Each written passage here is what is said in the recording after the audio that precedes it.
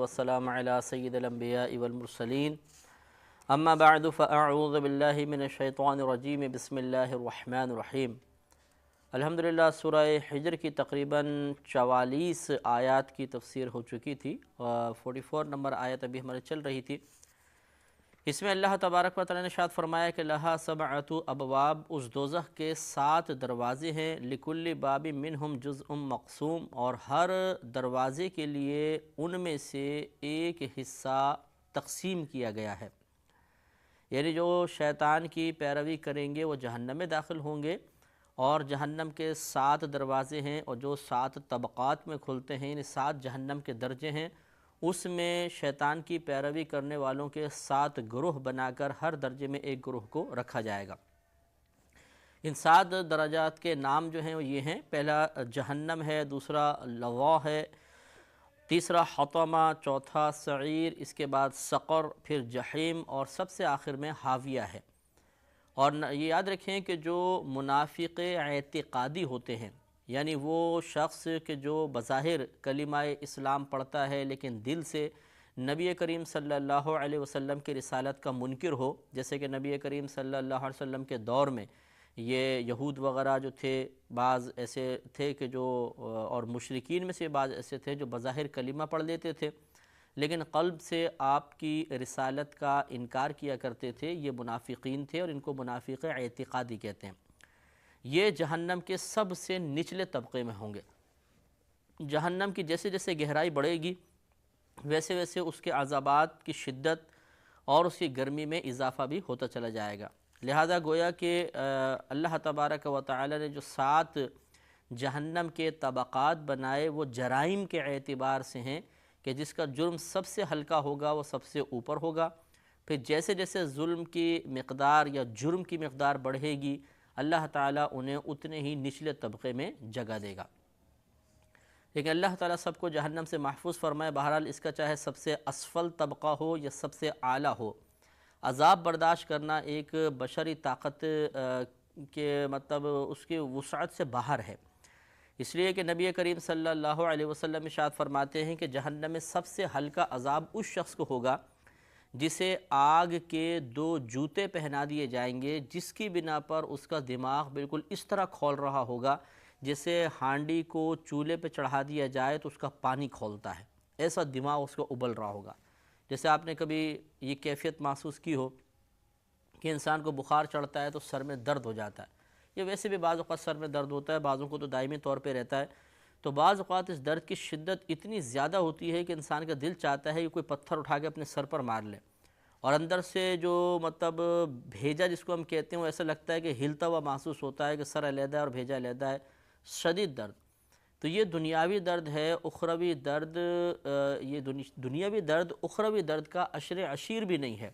یعنی 1000واں حصہ بھی نہیں ہے، وہاں پہ اتنا شدید عذاب ہوگا۔ تو سب سے ہلکا عذاب یہ ہے، تو اس سے زیادہ شدید عذاب، پھر اس سے زیادہ بڑے بڑے عذاب وہ کس قدر ہولناک ہوں گے۔ بہرحال اللہ تبارک و تعالی ہم سب کو اس سے محفوظ فرمائے۔ تو پیچھے چونکہ شیطان نے آدم علیہ السلام کو سجدہ کرنے سے انکار کیا، اللہ تبارک و تعالی سے اس نے مہلت طلب کی، اللہ نے اس کو قیامت تک مہلت عطا فرمائی، جیسے کہ کل کے ہمارے درس میں گزرا تھا۔ تو اس سے یہ معلوم ہوا کہ اب شیطان مرے گا نہیں، قیامت تک اس کو موت نہیں آئے گی، یہ ضرور زندہ رہے گا، اور ہزاروں سال اس کی اللہ نے عمر رکھ دی ہے، اور یہ لوگوں کو بہکاتا رہے گا۔ اور یہ نص قطعی سے ثابت ہے کہ یہ اب یہ نہیں مر سکتا، لہٰذا کوئی ایسا وظیفہ اختیار کرنا، کوئی ایسا عمل اختیار کرنا کہ جس کے ذریعے ہم شیطان کو جان سے مارنے کی کوشش کریں، یہ عبث اور بیکار ہے، کیونکہ اللہ تبارک و تعالی نے فیصلہ فرما لیا ہے کہ شیطان کو قیامت تک زندہ رکھنا ہے،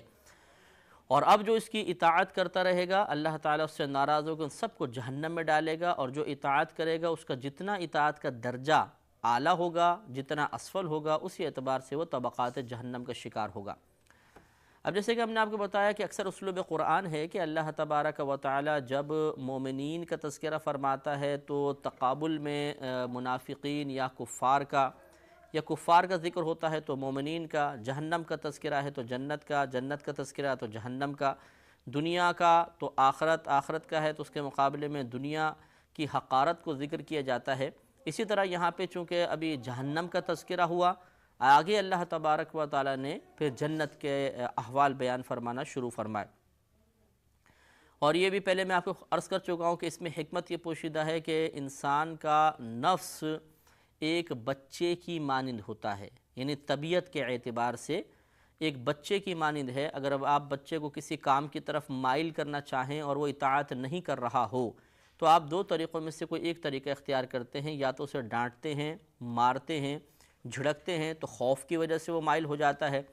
اور یا آپ اسے انعام کا لالچ دیتے ہیں، بھئی تمہیں گاڑی دلا دیں گے یہ کام کر لو، تمہیں مٹھائی دلائیں گے یہ کام کر لو، چاکلیٹ دلائیں گے یہ کام کر لو، تو بچہ پھر وہ کام کر لیتا ہے۔ اسی طرح نفس کی حالت ہے کہ نفس جو ہے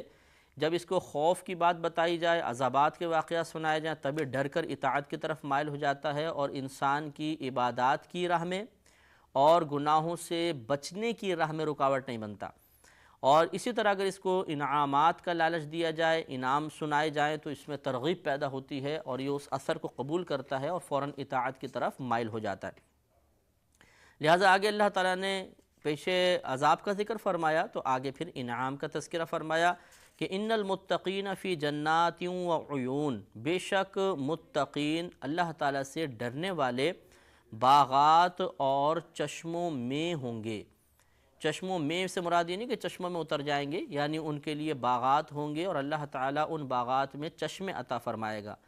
انتہائی میٹھا پانی ہوگا، نفیس پانی ہوگا، اور ایسا پانی کہ جس کو پئیں تو وہ توانائی سے بھرپور ہوگا، ذائقہ اس کا انتہائی خوشگوار ہوگا، اور جتنا مرضی پی جائیں پیٹ کے اوپر کوئی بوجھ، کوئی گرانی نہیں ہوگی۔ ان سے کہا جائے گا ادخلوها بسلام آمنین، تم ان باغات میں سلامتی کے ساتھ داخل ہو جاؤ اس حال میں کہ تم امن والے ہو، یعنی بالکل امن والی حالت میں تم سلامتی کے ساتھ ان باغات میں داخل ہو جاؤ۔ امن کا مطلب کہ بالکل کسی قسم کی تکلیف، پریشانی، اذیت وغیرہ نہیں ہوگی۔ لہٰذا جیسے آپ کو یہ حدیث ہم نے پہلے بھی عرض کی تھی، مسلم شریف کی حدیث ہے، نبی کریم صلی اللہ علیہ وسلم کا فرمان مبارک ہے کہ جب جنتی جنت میں چلے جائیں گے تو ایک فرشتہ اس طرح ندا کرے گا کہ اے لوگو خوش ہو جاؤ، اب تم ہمیشہ جنت میں رہو گے، کبھی اس سے نہیں نکالے جاؤ گے، تم ہمیشہ خوش رہو گے، تمہیں کوئی غم نہیں پہنچے گا، تم ہمیشہ جوان رہو گے، کبھی تم پر بڑھاپا نہیں آئے گا، اور تم ہمیشہ تندرست رہو گے، تم کبھی بیمار نہیں پڑو گے۔ تو آپ اندازہ کریں کہ یہ ہر چیز سے امن دے دی اللہ نے، ہمیں بیماری سے امن عطا فرمائے گا، ہر قسم کے خوف سے امن عطا فرمائے گا، ہر قسم کی ٹینشن سے امن عطا فرمائے گا۔ لہٰذا یہ دنیا ہی ٹینشن کا گھر ہے، یہیں پہ پریشانیاں ہیں۔ اگر اللہ تعالیٰ کی عطا سے، اس کے کرم سے، فضل سے، رحمت سے ہم داخل جنت ہو گئے تو انشاءاللہ پھر کوئی عذاب نہیں ہوگا۔ وَنَزَعْنَا مَا فِي صُدُورِهِم مِّن غِلٍّ إِخْوَانًا عَلَى سُرُرٍ مُتَقَابِلِينَ، اور ہم نے ان جنتیوں کے سینے میں جو کچھ کینے تھے سب کے سب کھینچ لیے، یہ آپس میں بھائی ہیں اور تختوں پر، سررن تختوں پر روبرو بیٹھے ہوئے ہیں، ایک دوسرے کے مقابل بیٹھے ہوئے ہیں۔ تو اس میں یہ خبر دے دی کہ اگر دنیا میں کوئی ایسے لوگ ہوں گے کہ بالفاظ کسی بھی وجہ سے دلوں میں کینہ پیدا ہو گیا، ایک دوسرے سے لڑائی جھگڑا ہو گیا، کوئی نفرت بیٹھ گئی، کوئی حسد تھا، کچھ بھی مسئلہ تھا، لیکن جب یہ جنت میں داخل ہوں گے تو اللہ تبارک و تعالی ان کے قلوب کو بالکل صاف فرما دے گا، کوئی رنجش نہیں، کوئی شکوہ نہیں، کوئی شکایت نہیں، کوئی کسی دوسرے سے متعلق کینہ، بغض وغیرہ نہیں ہوگا، بالکل صاف پاکیزہ قلوب ہوں گے۔ اس سے اس بات کا بھی جواب ہو گیا، جیسے بعض بہنیں ہوتی ہیں، شوہر ظالم ہے تو وہ سوال کرتی ہیں کہ کیا ہم جنت میں بھی اسی شخص کے ساتھ ہوں گے؟ اگر اس کے ساتھ ہوں گے تو وہاں پہ بھی زندگی عذاب بنائے گا، یعنی دنیا کی زندگی کو، اخروی زندگی کو دنیاوی زندگی پہ قیاس کرتے ہیں کہ جیسے یہاں پر میں اس سے نفرت رکھتی ہوں اس کے ظلم کی وجہ سے، تو وہاں اس کے ساتھ گزارا کیسے ہوگا؟ تو اس کا جواب یہ آیت ہے کہ جب آپ داخل جنت ہو جائیں گی تو انشاءاللہ عز و جل وہاں پر پہلے ایک دم قلب کی صفائی ہو جائے گی، اور اس شخص کو دیکھ کے کوئی نفرت، کوئی کراہت پیدا نہیں ہوگی، نہ وہ واقعات یاد آئیں گے جس کی وجہ سے آپ کے دل میں دوبارہ کینہ پیدا ہو سکتا ہو،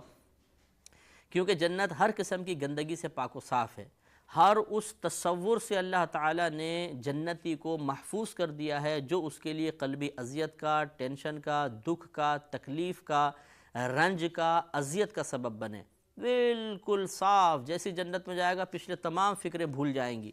نبی کریم صلی اللہ علیہ وسلم ارشاد فرماتے ہیں کہ جب جہنمی کو جہنم میں ڈالا جائے گا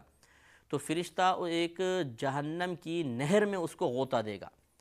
اور غوطہ دینے کے بعد اس سے کہے گا بتا دنیا میں تو نے کوئی نعمت دیکھی تھی؟ تو وہ کہے گا خدا کی قسم میں نے کوئی نعمت نہیں دیکھی۔ یعنی جہنمی نہر کا ایک غوطہ اسے دنیاوی تمام آسائشیں اور نعمتیں بھلا دے گا۔ پھر ایک جنتی کو، اور دوسری طرف جنتی کو ایک جنت کی نہر میں غوطہ دیا جائے گا، جس نے ایسے شخص کو سرکار فرماتے ہیں جس نے دنیا میں بڑی اذیتیں اور تکلیفیں برداشت کی تھیں، اور پھر اس سے پوچھا جائے گا کہ بتاؤ تم نے دنیا میں کوئی تکلیف دیکھی تھی؟ وہ جواب دے گا خدا کی قسم میں نے کوئی تکلیف دیکھی ہی نہیں۔ تو معلوم یہ ہوا کہ دنیاوی زندگی مختصر سی ہے، اور اس میں جو اذیتیں تکلیفیں آتی ہیں وہ وقتی ہوتی ہیں۔ ان کی اذیت، ان کی تکلیف، ان کا رنج آخرت میں بالکل محسوس نہیں ہوگا، لہذا ان پہ شکوہ شکایت کرنا اور ان کو بنیاد بنا کر اللہ تبارک و تعالیٰ سے ناراض ہونا، اس پر زبان اعتراض دراز کرنا، یہ قطعاً غیر مناسب ہے۔ صبر و تحمل کے گھونٹ پیتے رہیں گے تو انشاءاللہ آخرت میں سب اذیتیں بھول جائیں گی، انعام بہت بڑا ہے۔ اور اپنی زبان کو چلاتے رہیں گے، اللہ تعالیٰ کی راہ میں، اللہ کی بارگاہ میں شکوہ شکایت کرتے رہیں گے، اس سے کبھی بھی مصیبت ٹلی نہیں ہے۔ ہاں، ثواب میں کمی ہو گئی، انسان اللہ کی بارگاہ سے اور زیادہ دور ہو جاتا ہے، اور اللہ تعالیٰ کا غضب اس کے اوپر کبھی کبھی نازل ہو جاتا ہے۔